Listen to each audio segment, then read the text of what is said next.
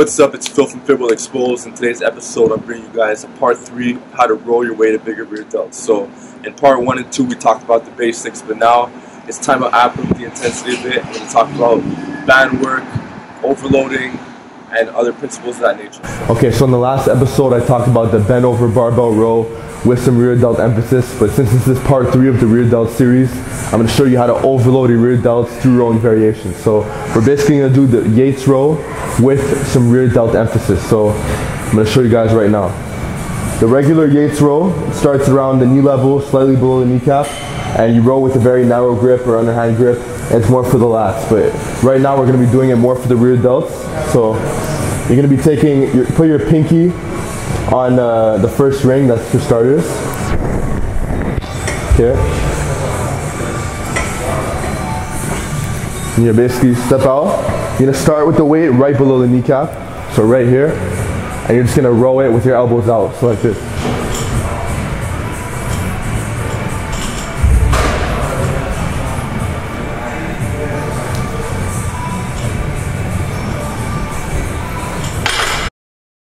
Okay, so the benefit of the Yates row with rear delt emphasis is, one, your torso is way more upright, so you can lift more weight, and the range of motion is a bit shorter. So in the regular bent over barbell row, you're rowing all the way till like close to the floor, and you're rowing back up. But with the Yates row, rear delt emphasis, you're cutting a bit of range of motion, you're more upright, you can use heavier weights just to overload those rear delts a bit more.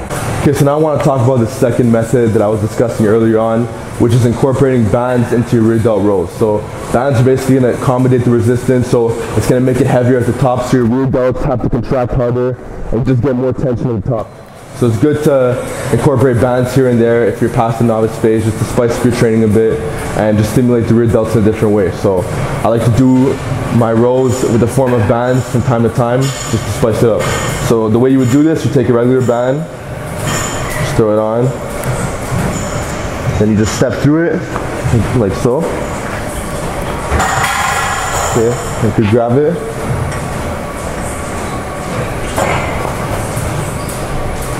Okay, run over it.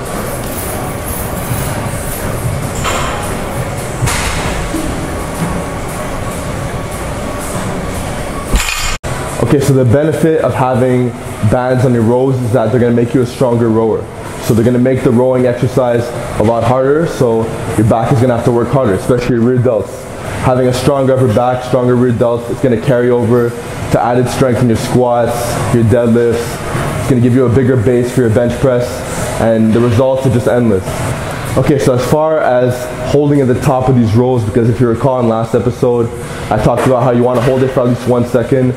Now, you could do this on your heavier sets or not. So if you really want to, you could have maybe half a second at the top on your really, really heavy sets. Then you could have a lot of back off sets where you get a 1 or 2 second hold at the top. So let me show you guys. Put the band right here. So there's a few ways you could do this.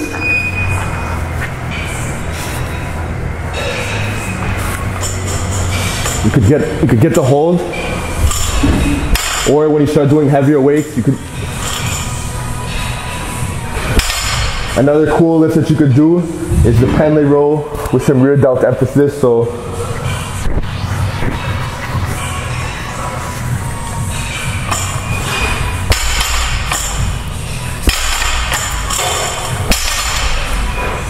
the benefits are endless.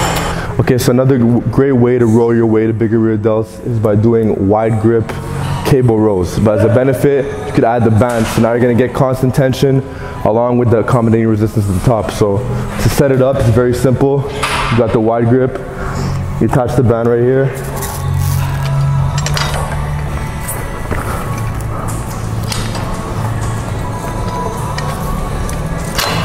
So as you can see, you're going to get that additional resistance. As far as the grip, you could grip it right outside, or I like to have it still on the straight bar. Okay. And now you're just going to row to your belly button with your elbows flared out. So